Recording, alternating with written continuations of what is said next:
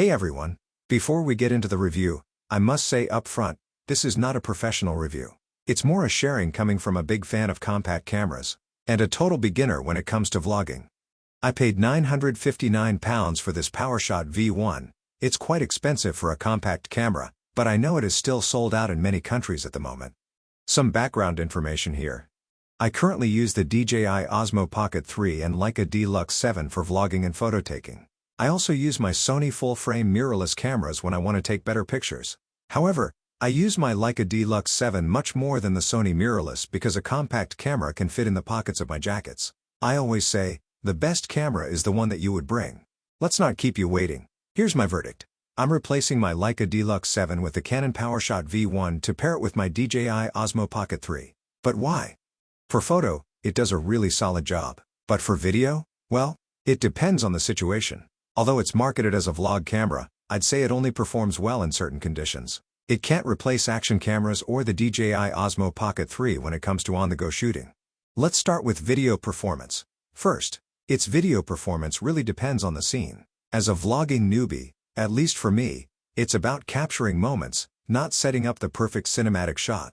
I want something compact that delivers high-quality, stable video. For example, when I'm on a holiday trip and see something interesting like a goose with newborn goslings, I want to follow them and capture this in a video, as a video clip would mean more than a still picture.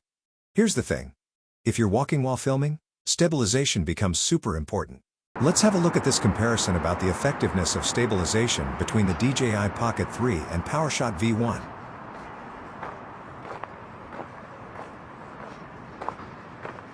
I would say the PowerShot V1 is not designed for this scenario. But how about, if you're filming a parade and standing still? The PowerShot V1 shines. It can zoom in and out, which I could take a closer look on what is in action. Unlike the DJI Pocket 3, which is locked at 20mm, the screen may be a bit boring and feel a bit distant. So in that case, I would say Canon wins. The next point I want to share is the big difference between 4K 60 frames and 4K 30 frames modes. With DJI Pocket 3, you can shoot at 4K 60 frames in almost all circumstances. But with the PowerShot V1, there are some caveats. In 4K 60, digital stabilization is disabled, and you get a 1.4x crop. That gives you an angle of view like 24mm. Not bad, but not ultra-wide, especially if you would like to take selfie videos. If you shoot at 4K 30 though, you get the full sensor, with 6K oversampling and a much wider 17mm equivalent. So technically better quality. But the footage is less smooth. Honestly, you can really see the difference. For smoother video, especially when there's motion, 60 frame mode is the way to go. That doubled frame rate really matters. Then, how about filming in low light conditions? Yes, the PowerShot V1 has a relatively slow lens, f2.8 to f4.5. At night, that means higher ISO. But honestly, even at ISO 8000, it's still pretty usable. So, is it good for video? If you're just walking and talking while filming, the Osmo Pocket 3 or a GoPro is a better fit.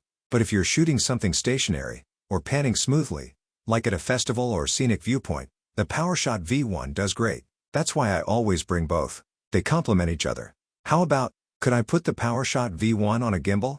Sure, but if I'm going that far, I'd probably just use a full-frame setup with a fast lens.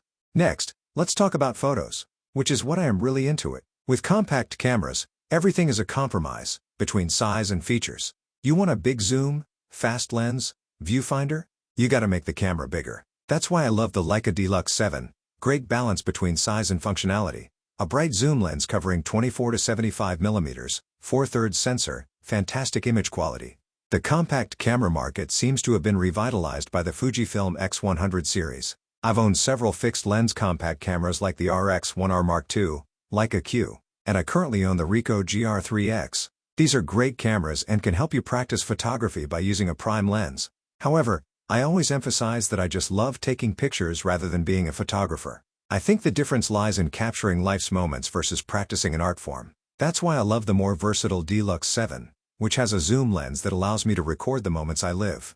I consider the Deluxe 7 or 8, and the Sony ZV-1 Mark II are the only real competitors in this category. Rather than a detailed review, I'll share my thoughts as a die-hard fan of compact cameras. For professional testing, I believe there are many YouTube videos available.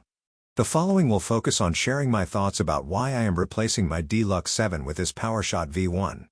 In terms of size, the two cameras are quite similar. However, the hand grip on the PowerShot V1 is much better than the Deluxe 7's. It feels more comfortable to hold for a long time. The biggest difference is the zoom range, 16 to 50 mm versus 24 to 75 mm. For me, the 16 to 24 mm range is more important than the 50 to 75 mm. The 1 mm difference at the wide end is more noticeable than at the telephoto end. This wide range is very useful indoors, where 24 mm is sometimes not wide enough. If you love travel like I do, ultra-wide angles are useful for historical buildings and structures. If the tele end isn't enough, you may still crop the image a little bit, but if it's not wide enough, there's nothing you can do. The Leica Deluxe 7 is a 7-year-old camera. Its autofocus is usable in normal conditions. But for fast-moving subjects like pets or sports, it struggles, especially in low light. I'm really impressed by the autofocus speed and accuracy of the PowerShot V1. AF tracking also works well. It's quick, solid, with no hunting or hesitation. I hope Panasonic brings a competitive model soon. With technology advancements, I'd say the usable ISO of the PowerShot V1 is 3200, compared to 1600 on the Deluxe 7. This is important for compensating the PowerShot's smaller aperture. Let's take a closer look at high ISO photos. The PowerShot V1 has 5 stops of optical image stabilization, which I find powerful. These shots were taken handheld at 50 mm and slow shutter speeds, simply impressive. I really love this new toy. But, as I said, compact cameras are products of compromise. There are advantages, but you must accept limitations too. Many say it's a slow, crappy lens. Yes, it's slow. f2.8 at 16 mm, 3.5 at 24 mm, 4 at 28 mm and 4.5 at 50 mm.